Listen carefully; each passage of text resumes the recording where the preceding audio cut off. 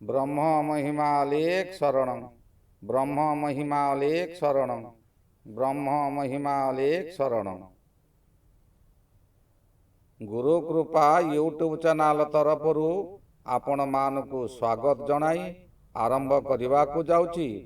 2026 मसीहा अगस्ट मासरे 12 गोटी राशिर मासिक राशिफल। आपण मानकु मोर अनुरोध, जेउ माने प्रथम करी आमर यही चैनल को आसीचंती सेमाने गोटिए सब्सक्राइब करंतु और पाखरे आसुथिबा बेल आइकन को दबाई दियंतु, जहा द्वारा कि आमर जेउ समय रे वीडियो अपलोड हेबो सर्वप्रथमे आपण मानक पाखरे पहुँची पारिबो। आपण मानकु एठी जणाई दिया जाउछि कि जेउ मानकर विवाह रे विलंब हेउछि, अनेक वर्ष होइगलानी विवाह बारंबार भांगी जाउछि किंबा विवाह प्रस्ताव आसु नाही, ताहा सकाशे आपण आपणकर जन्म तारीख, जन्म समय और जन्म स्थान निजर नाम सहित तले दिया जाउथिबा मेल आईडी रे प्रेरण करंतु, जहा द्वारा कि आम्बे ताहा गणना करी आपण को ताहार प्रतिकार जणाई देबु। आसंतु एबे जानिबा 2026 मसीहा अगस्ट मासरे कन्या राशिर मासिक राशिफल। नमस्कार बंधुगण, जदि आपणक राशि कन्या तेबे अगस्ट मास आपणक पई केमिति रहिबो? चाकरी, व्यवसाय, धन, परिवार, प्रेम, स्वास्थ्य, शिक्षा एवं भाग्य रे केउ परिवर्तन आसीबो? केउ क्षेत्र रे सफलता मिलिबो एवं केउ क्षेत्र रे सतर्क रहिबा आवश्यक? आज आमे जानिबा समस्त विषय रे। आसंतु एबे जानिबा अगस्ट मासर संपूर्ण विस्तृत राशिफल। एही मासरे ग्रह मानकर स्थिति कन्या राशि पई अनेक शुभ योग सृष्टि करूछंती। एकादश स्थान रे रवि और बृहस्पति थिबारु मासर प्रथमार्धरे आय वृद्धि हेबो। नुआ सुजोग एवं अटकी रहितिबा कामरे सफलता मिलिबार जोग रहिछि। दशम स्थान रे मंगल एवं बुध रहितिबारु कर्म क्षेत्र रे प्रगतिर संभावना बहुत अधिक। तेबे 17 अगस्ट परे रवि द्वादश को एवं 22 अगस्ट परे बुध मध्य द्वादश को जिबारु आपणकर खर्च वृद्धि हेबो। मानसिक चिंता एवं किछि कार्य रे विलंब देखा देई पारे। सप्तम शनि दाम्पत्य और भागीदारी क्षेत्र रे धैर्यर परीक्षा नेबे, किंतु षष्ठ राहु आपण को शत्रु विजय एवं प्रतियोगिता रे सफलता प्रदान करि पारंती। कन्या राशि सकाशे अगस्ट मासर सामग्रिक फल। अगस्ट मास कन्या राशिर जातक जातिकांक पई उन्नति, सफलता और सतर्कता रहिबो। ए तीनोटी मिश्रण रे चलित मासटी जीव। मासर प्रथम भाग अधिक अनुकूल रहिबो। आपणक योजना सफल हेबो, आय बढ़िबो एवं समाज रे सम्मान वृद्धि पाइबो। किंतु मासर शेष भाग रे अनावश्यक खर्च, यात्रा एवं किछि मानसिक चाप आसी पारे। जदि आपण ठीक योजना करी आगो को बढ़िबे तेबे बड़ समस्यारु सहजरे मुक्ति पाइबे। एही मासरे भाग्य अपेक्षा परिश्रम आपण को अधिक सफलता देव। चाकरी और कर्म क्षेत्र दृष्टि अगस्ट मास बहुत गुरुत्वपूर्ण। दशम स्थान रे मंगल आपणक कार्य दक्षता, साहस एवं नेतृत्व क्षमता को बढ़ाइबो। जेउ माने दीर्घ दिन धरी पदोन्नति, नूतन चाकरी किंबा दायित्वर अपेक्षा रे थिले सेमानक पई शुभ संवाद आसी पारे। 6 अगस्ट पर्यंत बुध दशम स्थान रे थिबारु निष्पत्ति नेबार क्षमता आपणकर बढ़िबो। उपरिस्थ अधिकारी माने आपणक कार्य को प्रशंसा करि पारंती। 6 अगस्ट परे बुध एकादश को जिबारु आय सहित कार्यर सफलता मध्य बढ़िबो। सरकारी चाकरी, बैंक, शिक्षा, प्रशासन, आईटी, मेडिकल, अकाउंट्स एवं बेसरकारी संस्था रे काम करुथिबा व्यक्ति माने विशेष लाभ पाई पारंती। ତେବେ 22 ଅଗଷ୍ଟ ପରେ ଅଫିସରେ କୌଣସି ଭୁଲ ବୁଝାମଣାରୁ ଦୂରେଇ ରୁହନ୍ତୁ ଏବଂ ସମସ୍ତ କାମ ଯାଞ୍ଚ କରି କରନ୍ତୁ। ଅଗଷ୍ଟ ମାସରେ ବ୍ୟବସାୟ ଓ ଆର୍ଥିକ ସ୍ଥିତି। କନ୍ୟା ରାଶିର ଜାତକ ଜାତିକାଙ୍କ ପାଇଁ ଅଗଷ୍ଟ ମାସଟି ଆର୍ଥିକ ଦୃଷ୍ଟିରୁ ବହୁତ ଗୁରୁତ୍ୱପୂର୍ଣ୍ଣ ରହିବ। ଏକାଦଶ ସ୍ଥାନରେ ରବି ଓ ବୃହସ୍ପତିଙ୍କ ଉପସ୍ଥିତି ଆୟ ବୃଦ୍ଧି କରାଇବ, ଲାଭ କରାଇବ ଏବଂ ଅଟକି ରହିଥିବା ଧନ ପ୍ରାପ୍ତିର ସୂଚନା ମଧ୍ୟ ଦେବ। ବିଶେଷ କରି ମାସର ପ୍ରଥମାର୍ଦ୍ଧରେ ଆର୍ଥିକ ସ୍ଥିତି ଅନୁକୂଳ ରହିବ। ପୂର୍ବରୁ କରିଥିବା ପରିଶ୍ରମର ଫଳ ଧନ ରୂପରେ ମିଳିପାରେ। ବ୍ୟବସାୟୀମାନଙ୍କ ପାଇଁ ଏହି ମାସ ଲାଭଦାୟକ ରହିବ। ଏକାଦଶ ରବି ଏବଂ ବୃହସ୍ପତି ନୂତନ ଆୟର ରାସ୍ତା ଖୋଲିଦେବେ। ଦୀର୍ଘ ଦିନ ଧରି ଅଟକିଥିବା ଧନ ଫେରି ମିଳିପାରେ।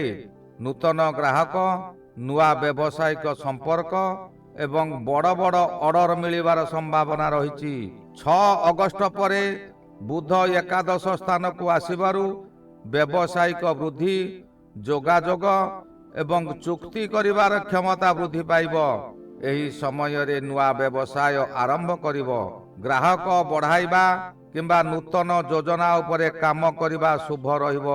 ତେବେ 17 ଅଗଷ୍ଟ ପରେ ରବି ଏବଂ 22 ଅଗଷ୍ଟ ପରେ ବୁଧ ଦ୍ୱାଦଶ ସ୍ଥାନକୁ ଯିବାରୁ ଖର୍ଚ୍ଚ ବୃଦ୍ଧି ପାଇପାରେ। ସ୍ୱାସ୍ଥ୍ୟ, ଯାତ୍ରା, ଘର କିମ୍ବା ପୁରୁଣା ଘର ମରାମତି, ଶିକ୍ଷା କିମ୍ବା ପରିବାରର ଆବଶ୍ୟକତା ପାଇଁ ଅଧିକ ଅର୍ଥ ବ୍ୟୟ ହୋଇପାରେ। ତେଣୁ ଅନାବଶ୍ୟକ ଖର୍ଚ୍ଚରୁ ଏଡ଼ାଇବା ସହିତ ସଞ୍ଚୟ ଉପରେ ବିଶେଷ ଧ୍ୟାନ ଦିଅନ୍ତୁ।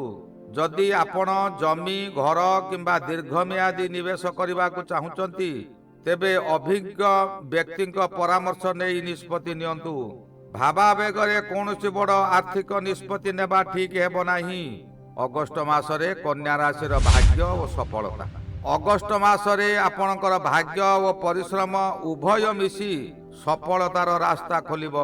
ବୃହସ୍ପତିଙ୍କ ଶୁଭ ପ୍ରଭାବରେ ଅନେକ ଦିନ ଧରି ଅଟକି ରହିଥିବା କାମ ଧୀରେ ଧୀରେ ସମ୍ପୂର୍ଣ୍ଣ ହେବ। ଯେଉଁ କାମକୁ ନେଇ ଆପଣ ଚିନ୍ତିତ ଥିଲେ, ସେହି କାମରେ ଅପ୍ରତ୍ୟାଶିତ ସହଯୋଗ ମିଳିପାରେ। ଷଷ୍ଠ ସ୍ଥାନରେ ରାହୁ ଥିବାରୁ ଶତ୍ରୁ ବିଜୟ, ପ୍ରତିଯୋଗିତାରେ ସଫଳତା ଏବଂ ବିରୋଧୀଙ୍କ ଉପରେ ବିଜୟ ମିଳିବ। କୋର୍ଟ କଚେରୀ, ସରକାରୀ କାମ କିମ୍ବା ପ୍ରତିଯୋଗିତାମୂଳକ ପରୀକ୍ଷାରେ ଭଲ ପରିଣାମ ମିଳିବାର ସମ୍ଭାବନା ରହୁଛି। ମାସର ପ୍ରଥମାର୍ଦ୍ଧରେ ନୂଆ ସୁଯୋଗକୁ ହାତଛଡ଼ା କରନ୍ତୁ ନାହିଁ। ଏହି ସମୟରେ ଆରମ୍ଭ କରାଯାଇଥିବା କାର୍ଯ୍ୟ ଭବିଷ୍ୟତରେ ବଡ଼ ସଫଳତା ଦେଇପାରେ। ମାସର ଶେଷ ଭାଗରେ ଧୈର୍ଯ୍ୟ ଓ ସଂଯମ ଉଭୟ ବଜାୟ ରଖିବା ଆବଶ୍ୟକ।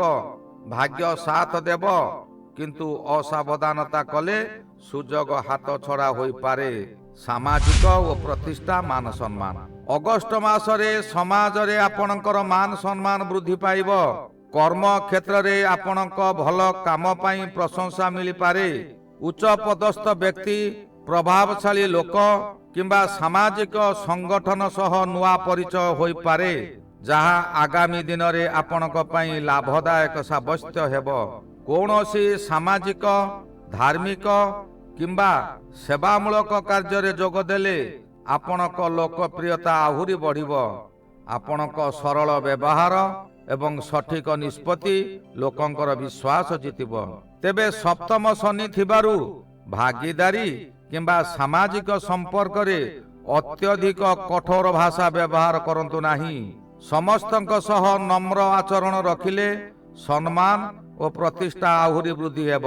ଅଗଷ୍ଟ ମାସରେ ପରିବାର ଓ ଘରୋଇ ଜୀବନ। କନ୍ୟା ରାଶିର ଜାତକ ଜାତିକାଙ୍କ ପାଇଁ ଅଗଷ୍ଟ ମାସରେ ପାରିବାରିକ ପରିବେଶ ସାଧାରଣତଃ ଶାନ୍ତିପୂର୍ଣ୍ଣ ରହିବ। ଘରର ବୟସ୍କ ସଦସ୍ୟଙ୍କ ସହଯୋଗ ଓ ଆଶୀର୍ବାଦ ଆପଣଙ୍କର ଆତ୍ମବିଶ୍ୱାସକୁ ବଢ଼ାଇବ। ପରିବାରରେ ଦୀର୍ଘ ଦିନ ଧରି ଚାଲିଥିବା କୌଣସି ସମସ୍ୟାର ସମାଧାନ ମିଳିପାରେ। ଘରେ ଶୁଭ କାର୍ଯ୍ୟ, ପୂଜାପାଠ କିମ୍ବା ମାଙ୍ଗଳିକ ଅନୁଷ୍ଠାନ ହେବାର ସମ୍ଭାବନା ରହିଛି। ତେବେ ସପ୍ତମ ସ୍ଥାନରେ ଶନି ଥିବାରୁ ପରିବାରର କୌଣସି ସଦସ୍ୟଙ୍କ ସହ ମତଭେଦ ଦେଖାଦେଇପାରେ। ଛୋଟ ଛୋଟ କଥାକୁ ବଡ଼ କରନ୍ତୁ ନାହିଁ। ନିଜର କଥାବାର୍ତ୍ତାରେ ସଂଯମ ରଖନ୍ତୁ ଏବଂ ଅନ୍ୟମାନଙ୍କ ଭାବନାକୁ ସମ୍ମାନ ଦିଅନ୍ତୁ। ମାସର ଶେଷ ଭାଗରେ ପରିବାର ସହ କୌଣସି ଛୋଟ ଭ୍ରମଣ କିମ୍ବା ଧାର୍ମିକ ସ୍ଥାନକୁ ଯିବାର ସୁଯୋଗ ମିଳିପାରେ। ପ୍ରେମ ଓ ବିବାହିତ ଜୀବନ। ପ୍ରେମ ସମ୍ପର୍କରେ ଏହି ମାସ ସଂଯମ ଏବଂ ବିଶ୍ୱାସର ଆବଶ୍ୟକତା ରହିଛି। ସପ୍ତମ ଶନି ଯୋଗୁଁ ସମ୍ପର୍କରେ ଗମ୍ଭୀରତା ବଢ଼ିବ, କିନ୍ତୁ କେବେ କେବେ ଦୂରତା କିମ୍ବା ଭୁଲ ବୁଝାମଣା ମଧ୍ୟ ସୃଷ୍ଟି ହୋଇପାରେ। ସାଥୀଙ୍କ ସହ ଖୋଲାଖୋଲି ଆଲୋଚନା କଲେ ସମସ୍ୟାର ସମାଧାନ ସରଳ ହେବ। ବିବାହିତ ବ୍ୟକ୍ତିମାନେ ଜୀବନସାଥୀକୁ ଅଧିକ ସମୟ ଦିଅନ୍ତୁ। କାର୍ଯ୍ୟ ବ୍ୟସ୍ତତା ଯୋଗୁଁ ପରିବାରକୁ ଅବହେଳା କରନ୍ତୁ ନାହିଁ। ପରିବାରର ମତାମତକୁ ଗୁରୁତ୍ୱ ଦିଅନ୍ତୁ। ଶିକ୍ଷା ଓ ସନ୍ତାନ। ଛାତ୍ରଛାତ୍ରୀଙ୍କ ପାଇଁ ଅଗଷ୍ଟ ମାସ ଉନ୍ନତିଦାୟକ ରହିବ। ବୁଧଙ୍କ ଶୁଭ ପ୍ରଭାବରେ ପାଠପଢ଼ାରେ ମନ ଲାଗିବ ଏବଂ ନୂଆ ବିଷୟ ବୁଝିବାରେ ଦକ୍ଷତା ବଢ଼ିବ। ପ୍ରତିଯୋଗିତାମୂଳକ ପରୀକ୍ଷା, ସରକାରୀ ଚାକିରି ଏବଂ ଉଚ୍ଚଶିକ୍ଷା ପାଇଁ ପ୍ରସ୍ତୁତି କରୁଥିବା ଛାତ୍ରଛାତ୍ରୀମାନେ ଭଲ ଫଳ ପାଇପାରନ୍ତି। 22 ଅଗଷ୍ଟ ପରେ ପଢ଼ାରେ ଏକାଗ୍ରତା କିଛି କମିପାରେ, ତେଣୁ ମୋବାଇଲ ଏବଂ ଅନାବଶ୍ୟକ ସମୟ ନଷ୍ଟ କରିବାରୁ ଦୂରେଇ ରୁହନ୍ତୁ। ନିୟମିତ ଅଧ୍ୟୟନ କରନ୍ତୁ। ସନ୍ତାନ ପକ୍ଷରୁ ଭଲ ଖବର ମିଳିପାରେ। ସେମାନଙ୍କ ଶିକ୍ଷା, ଚାକିରି କିମ୍ବା କୌଣସି ପ୍ରତିଯୋଗିତାରେ ସଫଳତା ପରିବାରରେ ଖୁସିର ପରିବେଶ ସୃଷ୍ଟି କରିବ।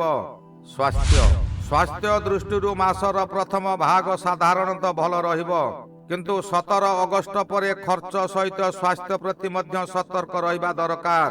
ନିଦ୍ରାହୀନତା, ମାନସିକ ଚାପ, ପେଟଜନିତ ସମସ୍ୟା, ଗ୍ୟାସ୍, ଅମ୍ଳତା କିମ୍ବା ଆଖିରେ ସାମାନ୍ୟ ଅସୁବିଧା ଦେଖାଦେଇପାରେ।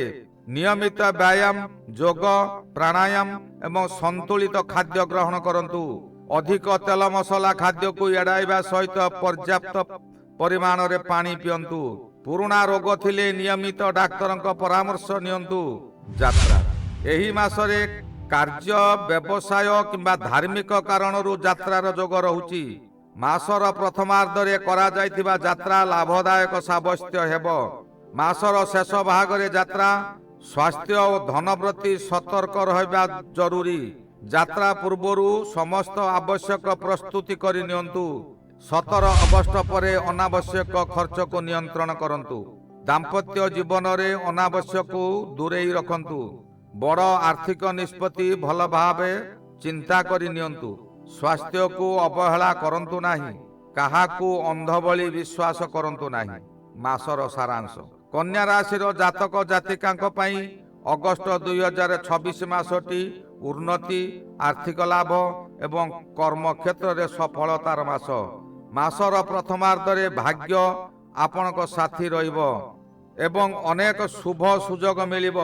ମାସର ଶେଷ ଭାଗରେ ଖର୍ଚ୍ଚ ଓ ମାନସିକ ଚାପ ବଢ଼ିଯାଇପାରେ, କିନ୍ତୁ ଧୈର୍ଯ୍ୟ, ସଠିକ୍ ଯୋଜନା ଏବଂ ସଂଯମ ରଖିଲେ ସମସ୍ତ ଚ୍ୟାଲେଞ୍ଜକୁ ସଫଳତାର ସହ ଅତିକ୍ରମ କରିପାରିବେ। ଏହି ମାସ ଆପଣଙ୍କ ପରିଶ୍ରମକୁ ନିଶ୍ଚିନ୍ତ ଭାବେ ସଫଳତାର ପରିଣତ କରିବ। ଏହି ମାସରେ ବିଶେଷ ପରାମର୍ଶ। ଅଗଷ୍ଟ ମାସର ପ୍ରଥମାର୍ଦ୍ଧକୁ ସମ୍ପୂର୍ଣ୍ଣ ରୂପେ ସଦୁପଯୋଗ କରନ୍ତୁ। ଆର୍ଥିକ ସଞ୍ଚୟ କରନ୍ତୁ, ନୂଆ ସୁଯୋଗକୁ ଗ୍ରହଣ କରନ୍ତୁ ଏବଂ ଭବିଷ୍ୟତ ପାଇଁ ଦୃଢ଼ ଯୋଜନା ପ୍ରସ୍ତୁତ କରନ୍ତୁ। ମାସର ଶେଷ ଭାଗରେ ଖର୍ଚ୍ଚ, ଯାତ୍ରା ଏବଂ ମାନସିକ ଚାପ ବଢ଼ିପାରେ, ତେଣୁ ଧୈର୍ଯ୍ୟ ରଖି ଚାଲନ୍ତୁ। ଏହିପରି କଲେ ଏହି ମାସ ଆପଣଙ୍କ ପାଇଁ ଆର୍ଥିକ, ବୃତ୍ତିଗତ ଏବଂ ସାମାଜିକ ଦୃଷ୍ଟିରୁ ସ୍ମରଣୀୟ ସାବ୍ୟସ୍ତ ହେବ। ଏହି ଗଲା 2026 ମସିହା ଅଗଷ୍ଟ ମାସରେ କନ୍ୟା ରାଶିର ମାସିକ ରାଶିଫଳ। ଶ୍ରୀ ଗୁରୁ ବ୍ରହ୍ମ ମହିମା ଅଲେଖ ଶରଣ। ଶ୍ରୀ ଗୁରୁ ବ୍ରହ୍ମ ମହିମା ଅଲେଖ ଶରଣ ଶରଣ ଶରଣ।